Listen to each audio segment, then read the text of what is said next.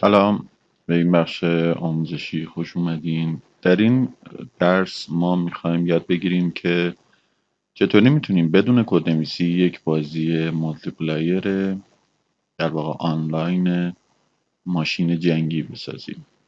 در واقع اگر شما بخواید یک همچین مبحثی رو کدنویسی کنید بسیار بسیار بحث پیچیده ایه، ولی من امروز با چند تا پلاگین بهتون یاد میدم که چطور این کار رو انجام بدیم. پلاگینی که خدمتتون معرفی میکنم پلاگین فوتون رالی تیوتوریال است که من این رو سالها پیش خریدم و الان هم فکر نمیکنم در سایت یونیتی موجود باشه، جز پلاگین های منسوخ شده هست، ولی ما آپدیتش میکنیم برای یونیتی 2019. من پلاگین رو ایمپورت میکنم.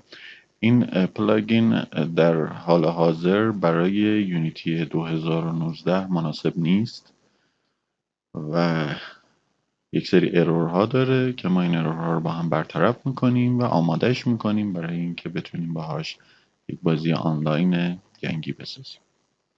اجازه بدید من یه توضیحی هم در مورد نحوه آنلاین کردنش بگم. این پلاگین توسط فوتون مولتیپلایر میتونه آنلاین بشه، ولی نکته ای که هست گویا یه مدتی پلاگین فوتون ایران رو تحریم کرده بوده و قابل اتصال نبودن، ایرانی‌ها نمیتونستن بهش وصل بشن به سرور فوتون، ولی در حال حاضر به راحتی میشه از آی پی ایران هم به این سرور متصل شد و فکر میکنم که به صورت رایگان 100 نفر میتونن آنلاین بازی شما رو بازی کنن اگر بازی مولتیپلایر بسازید و مشکلی از لحاظ اتصال به فوتون وجود نداره. خب ما میبینید که پلاگین رو ایمپورت کردیم ولی تعداد زیادی ارور داریم. چرا؟ به خاطر اینکه یونیتی که ما داریم استفاده میکنیم یونیتی 2019 هست، ولی پلاگین فوتونی که در اینجا ایمپورت شده پلاگین قدیمی فوتون هست و با یونیتی 2019 سازگاری نداره. ما چند تا چیز رو باید پاک کنیم و دوباره ایمپورت کنیم تا بتونیم این ارورها رو برطرف کنیم. من راست کلیک میکنم روی فوتون یونیتی نتورکینگ و دیلیتش میکنم. خب منتظر میشیم که در اینجا پروسس انجام بشه. چند تا ارور جدید خواهیم داشت که ارورهای خود پلاگین ماشین هست که مولتیپلایر شده، قاعدتا به دنبال پلاگین فوتون داره میگرده. در اینجا نگاه کنید نوشته پان بیهیویر، دنبال این کتابخونه است. ما پلاگین فوتون رو دوباره ایمپورت میکنیم که این ورژن جدیدترش هست. من این دو پلاگین رو هم در کانال تلگرامی خودم آپلود میکنم، میتونین از اونجا دانلودشون کنید. و ضمنا فراموش نکنید وقتی که در حال دانلود هستید عضو هم بشید تا از جدیدترین مطالب و پلاگین باخبر بشید. صبر میکنیم تا این پلاگین ایمپورت بشه و باز هم یه سری ارور خواهیم داشت، اونها رو هم با هم برطرف میکنیم و بعد بخش‌های مختلف پلاگین رو با هم خواهیم دید.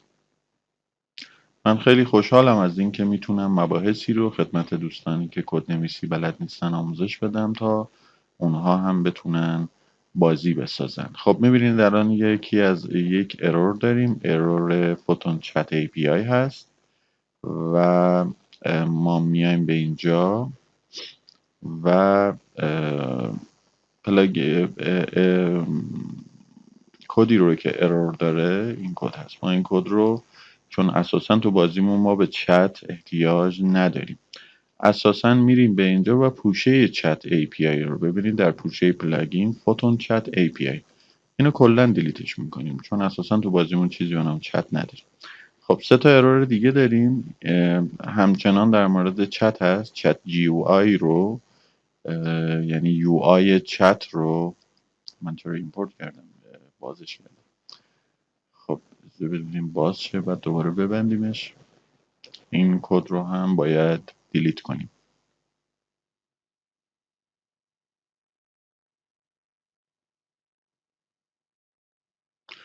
خب من این رو ببندمش.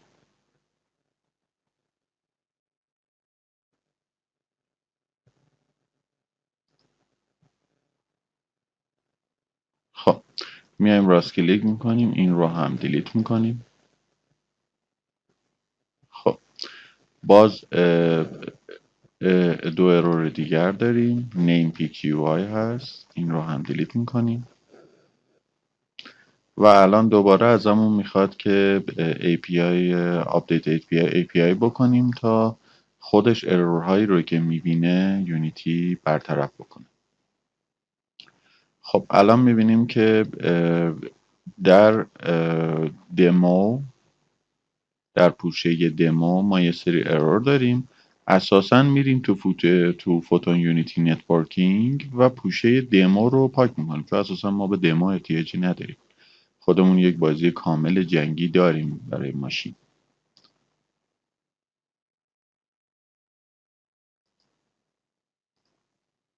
خب در اینجا کراس پلتفرم رو هم دیلیت میکنیم و به صورت کامل ارور هامون از بین میرن و فوتون باز میشه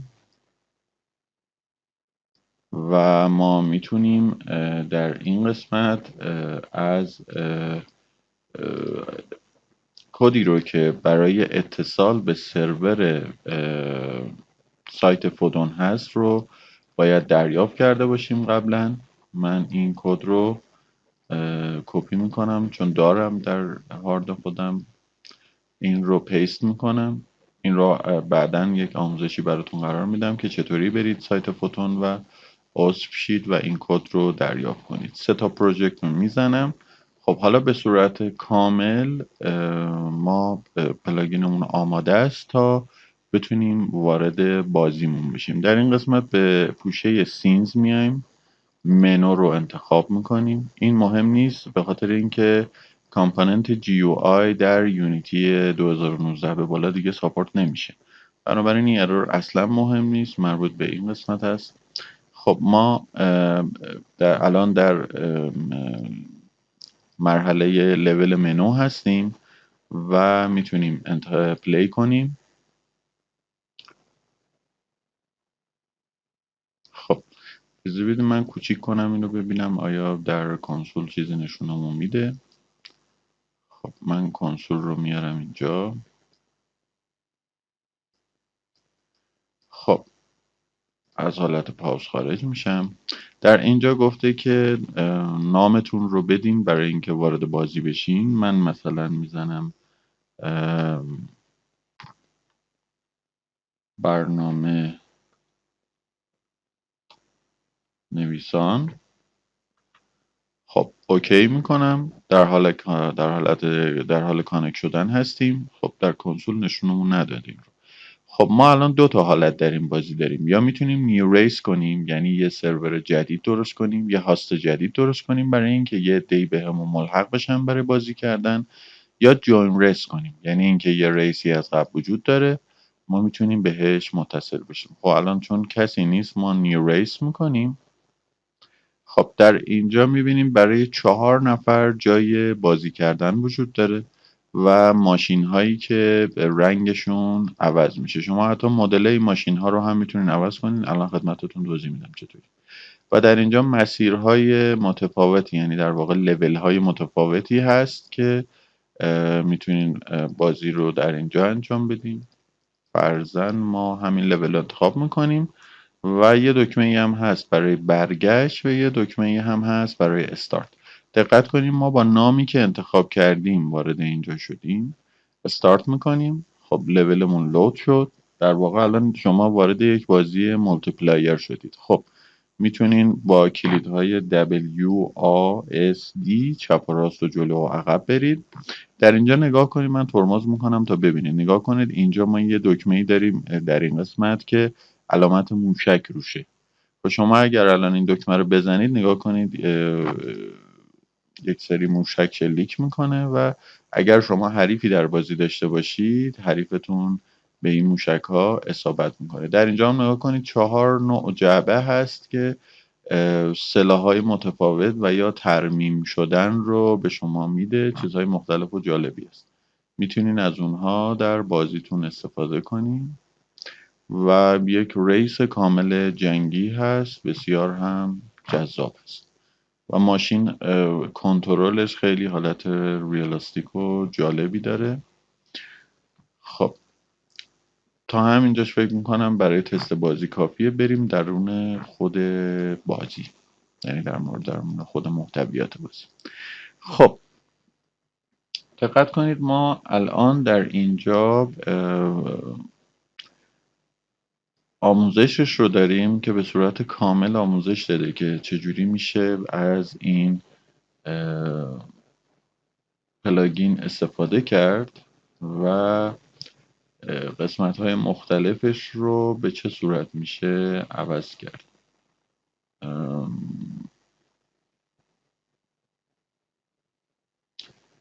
بدید من نگاه کنم ببینم مدل هاش رو در کجا قرار داده.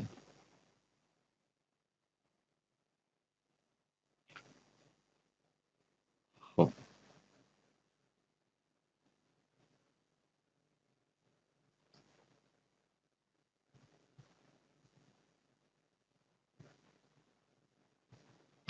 اینجا بذارید سرچ کنم ببینم کلمه کار برامون چی میاره.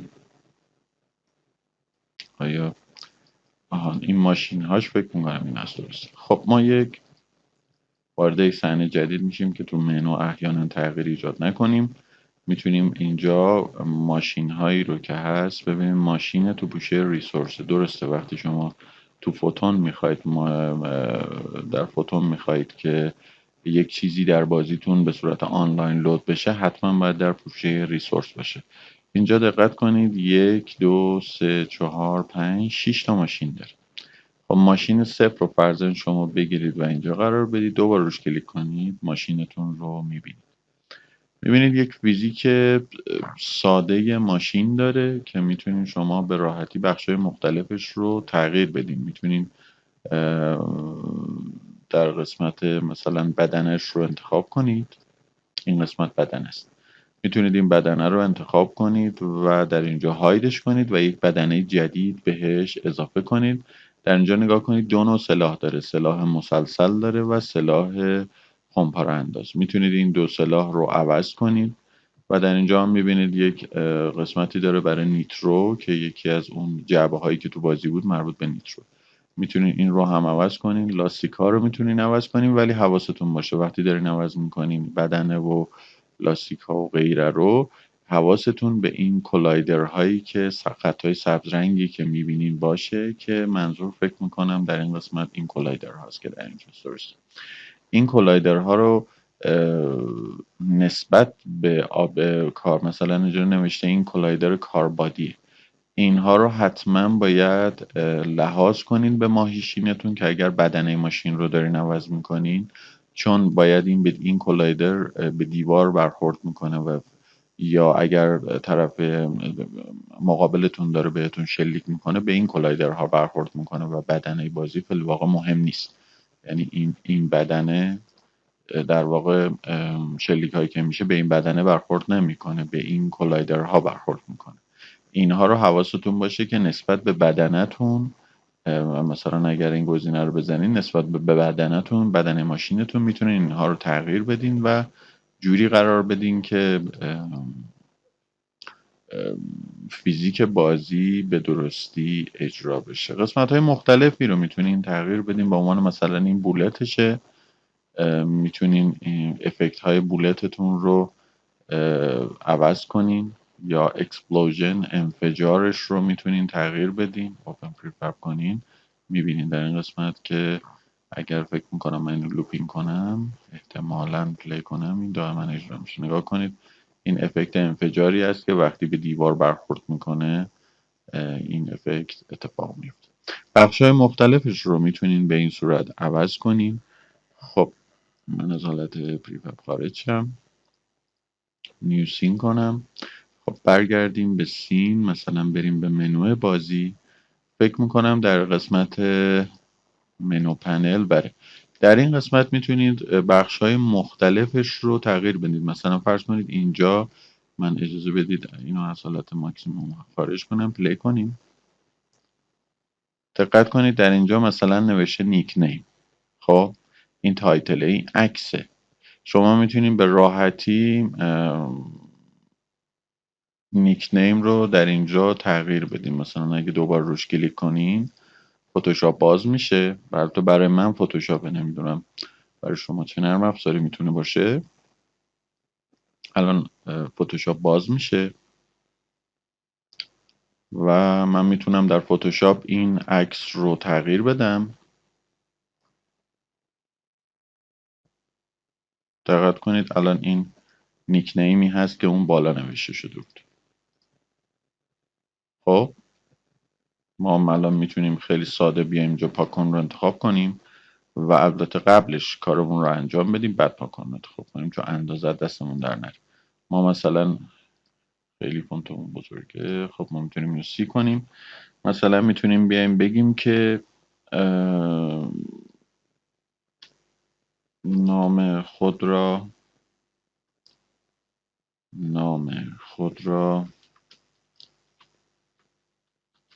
وارد کنید. من نمیدونم چرا داره برعکس می نویسه. بذار یه فونت فارسی انتخاب کنیم شاید درست شه. خب مثلا افتیت رو انتخاب کنیم.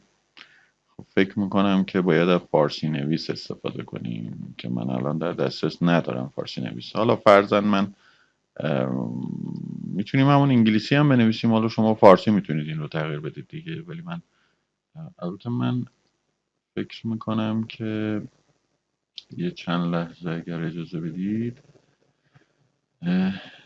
در فارسی نویس آنلاین میشه به سادگی این کار رو کرد، نیازی به هیچ نرم افزاری هم نیست.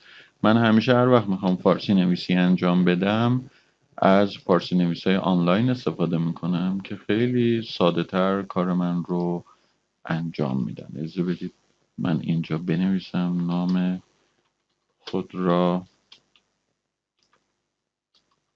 وارد کنیم.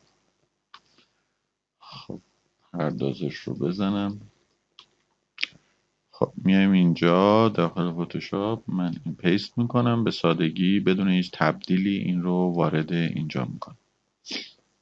خب حالا برای اینکه این لایه پایینی رو تغییر توش ایجاد کنیم من لایه پایین رو انتخاب میکنم. در اینجا پاکن رو انتخاب میکنم و میام از اینجا نیک نیمی رو که قبلا نوشته بود من اینو از اینجا پاکش میکنم. خب حالا فقط شد نام خود را وارد کن. خب من همین رو سیو میکنم. PNG رو انتخاب میکنم چون مطمئنا این PNG بوده و سیو میکنم.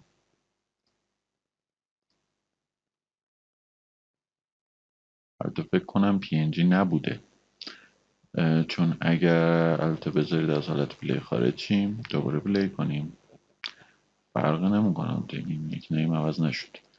خب کوین نیک نیم الان این فرمتش بذارید ببینیم چیه. این فرمتش فکر میکنم که PNGه ولی چرا روش سیو نکرد. اجازه بدید دوباره انجامش بدیم. سیو از کنم PNG nickname title این رو من overrideش کنم. برگردیم اینجا نگاه کنید الان تغییر کرد. من پلی میکنم. الان ببینید در اینجا اگر من این رو بزرگش کنم میبینید نوشته نام خود را وارد کنید. خیلی راحت میتونین شما این پلاگین رو بخش‌های مختلفش رو مثلا ببینید اینجا باتنش نوشته اوکی. اینا همش عکسه، یعنی خیلی راحت میتونید روش دوبار کلیک کنید و بیاین داخل فتوشاپ. اینجا ببینید باتن اوکی رو میتونید انتخاب کنید در اینجا و بیاین و چیزی رو که خودتون میخواین در اینجا بنویسین سیو کنین و برین داخل بازیتون به سادگی ازش استفاده کنین. همه این بخش ها رو میتونید تغییر بدید. فرض کنید ما یه اسم وی انتخاب کردیم وارد چین نیو ریس رو جوین ریس رو همه اینا رو میتونیم فارسی کنیم. حتی این منوی رو که در اینجا هست که مین پنل هست ببینید این پنل این رو روش دوبار کلیک کنم اگر فتوشاپ باز بشه. البته فکر میکنم فتوشاپ رو باید ببندیم. من فتوشاپ هم قدیمی هست. دوبار روش کلیک کنیم فتوشاپ باز میشه. نگاه کنید الان پنلی که در اینجا مشاهده میکنید رو وارد فتوشاپ کردیم. خیلی ساده میتونین این رو عوض کنیم و بازی مورد علاقه خودتون رو بسازید. خب امیدوارم از این بخش لذت برده باشین. من تمام تلاشم رو میکنم کسانی که کدنویسی بلد نیستن به سادگی بتونن بازی بسازن و لذت ببرن. لطفا لایک و سابسکرایب رو فراموش نکنین، دکمه زنگوله رو بزنین تا از جدیدترین کلیپ های من با خبر بشین و همچنین عضو کانال تلگرامی من بشین. من همه این پلاگین ها رو به علاوه لینک های یوتیوبم در اونجا قرار میدم. موفق و سرکار باشید.